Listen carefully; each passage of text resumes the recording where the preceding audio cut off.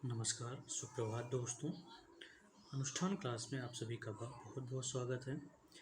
आज हम सभी पढ़ने वाले हैं सुपर टेट में टास्क 2 इकोनॉमिक सब्जेक्ट, जो कि आपके 16 दिन में तैयार करने हैं। ठीक है, तो आज पहले दिन है, हम स्टार्ट करते हैं इकोनॉमिक्स या अर्थव्यवस्था। सबसे पहले समझते हैं कि अर्थव्यवस्था है क्या। ठीक है, तो अर्थव्यवस्था समझने से पहले हमें कुछ चीज़ें समझनी होगी।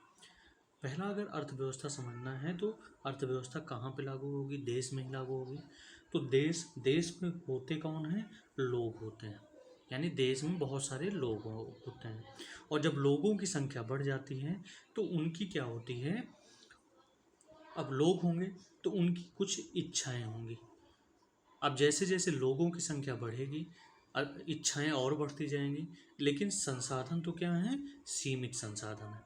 ठीक है, यानी देश के लोगों की सीमित संसाधन है और असीमित इच्छाएं हैं।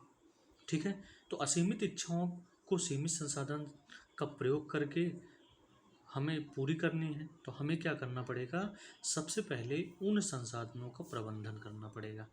ठीक है, उन संसाधनों का क्या करना पड़ेगा? प्रबंधन करना पड़ेगा।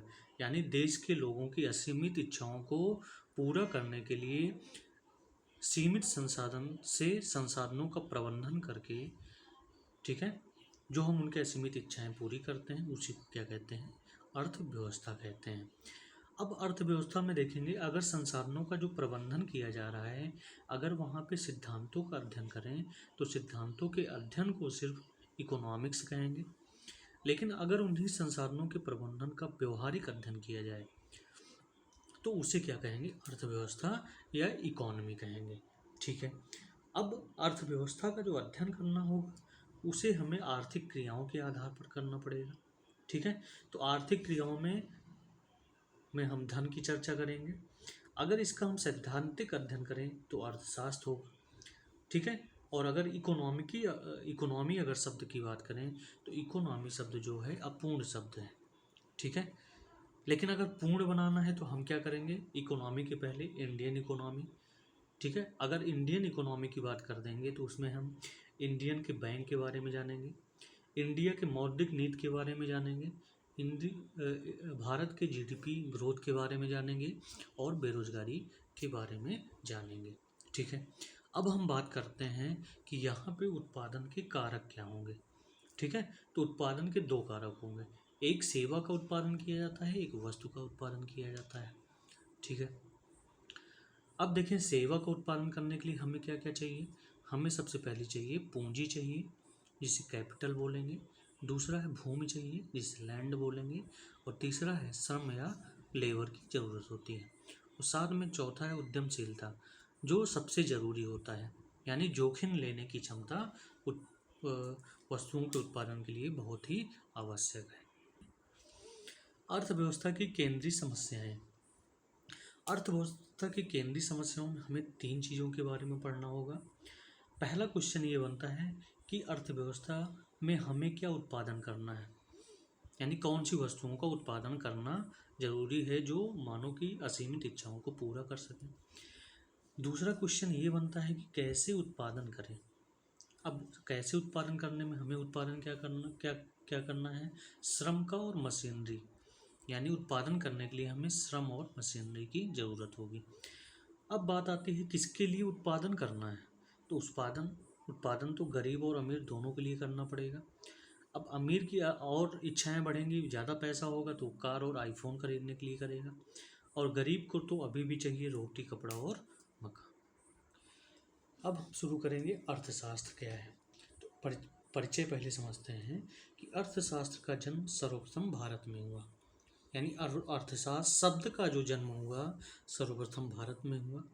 अगर हम ये कहें कि अर्थशास्त्र की रचना सबसे पहले कहाँ की गई, तो भारत में की गई, और इस अर्थशास्त्र के रचनाकार थे कौटिल्य। यानी अगर अर्थशास्त्र पुस्तक की बात करें तो उसकी रचना तो कौटिल्य ने की थी, और जिसमें केवल मौर्य के राजनैतिक कार्यों के बारे में लिखा गया था। लेकिन जो आधुनिक अर्थशास्त्र दिया गया, यानी अर्थशास्त्र के जो जनक कहे जाते हैं वो कहे जाते हैं एडम स्मिथ।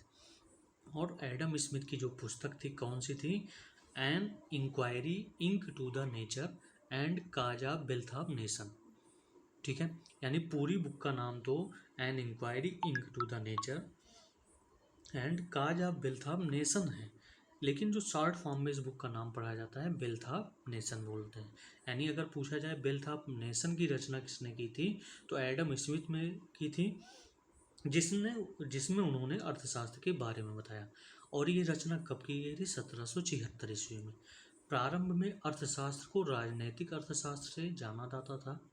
ठीक है, अब बाद में जब एडम स्मिथ ने वेल्थ ऑफ नेशन निकाला, पुस्तक की रचना की, तब उसमें धन का विज्ञान कहा जाने लगा।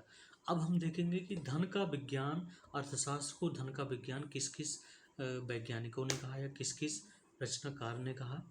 तो धन का विज्ञान पहला किसने कहा? एडम स्मिथ ने। धन का विज्ञान कहा हर्नौर केयर महोदय ने। धनोपार्जन का विज्ञान कहा एनग्राम ने। विनिमय का विज्ञान कहा वेटले ने। ठीक है, 1890 में मार्शल की एक पुस्तक की रचना हुई, जिसमें प्रिंसिपल ऑफ इकोनॉमिक्स की नामक पुस्तक की रचना की गई, जिसमें अर्थशास्त्र के सिद्धांत के बारे में बताया गया। यानी अगर क्वेश्चन ये आ जाए कि अर्थशास्त्र का सिद्धांत किस पुस्तक में बताया गया है, तो प्रिंसिपल ऑफ इकोनॉमिक्स में बताया गया है, जिसके रचनाकार हैं डॉक्टर मार्शल। ठीक है, अब हम परिभाषा समझते हैं कि परिभाषा क्या है। तो अर्थशास्त्र की परिभाषा अलग अलग आधार पर दी गई। पहला है धन संबंधी परिभाषाएं। तो इसमें सबसे पहले जो अर्थशास्त्री हुए जेबी से, उन्होंने कहा कि अर्थशास्त्र जिसमें धन की विवेचना की जाए उसे अर्थशास्त्र कहते हैं। वाकर ने कहा कि वह शाखा जो धन से संबंधित होती है उसे हम क्या कहते हैं? उसे हम कहते हैं अर्थशास्त्र।